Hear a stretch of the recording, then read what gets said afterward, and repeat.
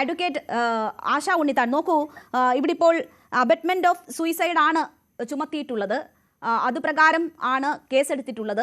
ഇപ്പോൾ ജാമ്യം നിഷേധിക്കപ്പെട്ടിരിക്കുന്നു. അങ്ങനെ റിമാൻഡിലേക്ക് പോയിരിക്കുന്ന ഒരു സാഹചര്യമാണ്. ഇവിടെ പോലീസ് വലിയ രീതിയിൽ മാധ്യമങ്ങൾക്ക് പോലും യാതൊരു വിധത്തിലുള്ള വിവരങ്ങളുമില്ലായിരുന്നു. അറസ്റ്റിലാണ് എന്ന സൂചനകൾ തന്നെ വരാൻ വളരെ വൈകിയിരുന്നു.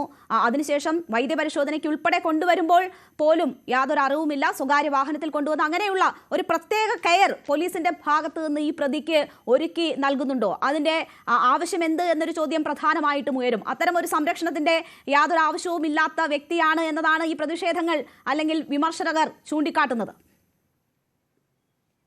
അത് നമ്മൾ സിസ്റ്റത്തെ മനസ്സിലാവാത്ത കാരണം കൊണ്ടാണ് ഒന്ന്. രണ്ടാമത് ഞാൻ ഡയറക്റ്റ് ആയിട്ട് അറ്റാക്ക് ചെയ്ത് പറയുകയാണെങ്കിൽ, ഇവർക്കൊക്കെ ആ സ്ത്രീനെ കയ്യിൽ കിട്ടിയിട്ട് വഴിയിൽ പിച്ച് ചീന്താനോ അലറി വിളിക്കാനോ ചീത്ത വിളിക്കാനോ ഒക്കെ ആണോ? ആൾക്കൂട്ട വിചാരണ നടത്താനാണോ? അതിനുള്ള ഒരു സൗകര്യം കേരള പോലീസ് ചെയ്തെന്നില്ല എന്നാണോ ഇപ്പൊ എല്ലാവരും കൂടി വിഷമിക്കണത്?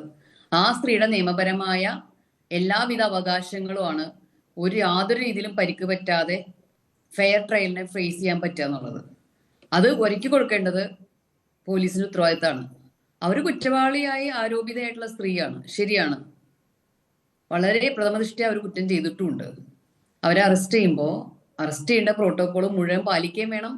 അവരുടെ ജീവന്റെ സുരക്ഷ, അവരുടെ അവർക്ക് ഡിഗ്നിറ്റി ഉണ്ട്. അവർ വേറെ ആളുടെ ഡിഗ്നിറ്റി തകർത്തു എന്ന് വെച്ചിട്ട് അവരുടെ ഡിഗ്നിറ്റി തകർക്കാൻ നമുക്ക് ആരെങ്കിലും അവകാശം ഉണ്ടോ? അപ്പോൾ അവരുടെ ഡിഗ്നിറ്റി തുടങ്ങിയ എല്ലാ കാര്യങ്ങളും പ്രൊട്ടക്ട് ചെയ്യേണ്ടത് പോലീസിന്റെ ബാധ്യതയാണ്, ഉത്തരവാദിത്തമാണ്. പറഞ്ഞോളൂ. അങ്ങനെ നോക്കുമ്പോ ഇവിടെ സോഷ്യൽ ഓഡിറ്റിങ്ങിന് വിട്ടുതരാനാണോ ഇവര് സംസാരിക്കുന്നത്? അവരെ ഒളിച്ചു കൊണ്ടുപോയി ഇവര് പ്രതീക്ഷിക്കുന്ന ആശുപത്രികളിൽ ഹാജരാക്കിയില്ല. മറ്റൊരു ആശുപത്രിയിൽ കൊണ്ടുപോയി, മറ്റൊരു പോലീസ് സ്റ്റേഷനിൽ കൊണ്ടുപോയി. ഒരു പ്രതിയെ അറസ്റ്റ് ചെയ്താൽ പോലീസ് സ്റ്റേഷനിൽ കൊണ്ടുപോകണമെന്ന് ആരാ പറഞ്ഞിരിക്കണേ? ഒരു പ്രതിയെ അറസ്റ്റ് ചെയ്ത മജിസ്ട്രേറ്റിന് മുന്നിൽ ഹാജരാക്കിയാൽ പോരെ? ഒന്നാമത് CRPC മനസ്സിലാക്കുക. ഇപ്പൊ CRPC അല്ല BNSS ആണ്, അത് മനസ്സിലാക്കുക. രണ്ടാമത്തെ കാര്യം, ഈ പോലീസ് ഇൻവെസ്റ്റിഗേഷൻ ഓഫീസർക്ക് വലിയ ഡിസ്ക്രിഷൻ ഉണ്ട്. ഈ ഡിസ്ക്രിഷണറി അധികാരം വെച്ചുകൊണ്ട് ഇടപെട്ട് ഇൻവെസ്റ്റിഗേഷൻ നടത്തുമ്പോൾ അതിൻ്റെ ഉള്ളിൽ കയറി ഇടപെടാൻ നമുക്ക് ആർക്കും അവകാശമില്ല. നമുക്ക് സംസാരിക്കാമെന്ന് മാത്രമേ ഉള്ളൂ.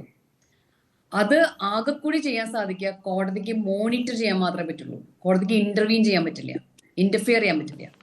വേണമെങ്കിൽ മറ്റൊരു പോലീസ് ഉദ്യോഗസ്ഥനെ ഏൽപ്പിക്കാം, മറ്റൊരു ഏജൻസിനെ ഏൽപ്പിക്കാം, അല്ലെങ്കിൽ മറ്റൊരു പോലീസ് ഉദ്യോഗസ്ഥനെ ഏൽപ്പിക്കാം. അതല്ലാതെ അന്വേഷിച്ചുകൊണ്ടിരിക്കുന്ന ആളുടെ കൈ പിടിച്ച് ഇങ്ങനെ അന്വേഷിക്കൂ അങ്ങനെ അന്വേഷിക്കൂ എന്ന് പറയാൻ പറ്റില്ല. അന്വേഷിക്കുന്ന സമയത്ത് ഈ പ്രതിയുടെ മുഴുവൻ ഉത്തരവാദിത്വവും അവരുടെ ശരീരത്തിലൊരു പോറൽ പോലും ഏൽക്കാതെ, അവർക്ക് യാതൊരു പരിക്കും പറ്റാതെ അവർ സിസ്റ്റത്തിന് മുന്നിൽ കൊണ്ടുവന്ന് ജുഡീഷ്യറിയുടെ മുന്നിൽ നിർത്തി ഒരു ഫെയർ ട്രയലിനെ ഫേസ് ചെയ്യാൻ വേണ്ടിയിട്ട് അവരെ സഹായിക്കലാണ് നമ്മുടെ പോലീസിന്റെ ഉത്തരവാദിത്വം. തീർച്ചയായും ഈ കേസിൽ ദീപകിന്റെ കുടുംബത്തിന് നീതി കിട്ടണം എന്ന് ആഗ്രഹിക്കുന്നവരാണെങ്കിൽ അത് ശരിയായ വിധത്തിൽ ആ സംവിധാനത്തിലൂടെ അത് നടക്കട്ടെ എന്ന് ആഗ്രഹിക്കുകയാണ് ചെയ്യേണ്ടത്. അതിനപ്പുറം ചില നീക്കങ്ങൾ നടക്കുന്നോ എന്ന സംശയമാണ് ഇപ്പോൾ ഉയരുന്നത്. ലക്ഷ്മിക്കുട്ടി, ഇവിടെ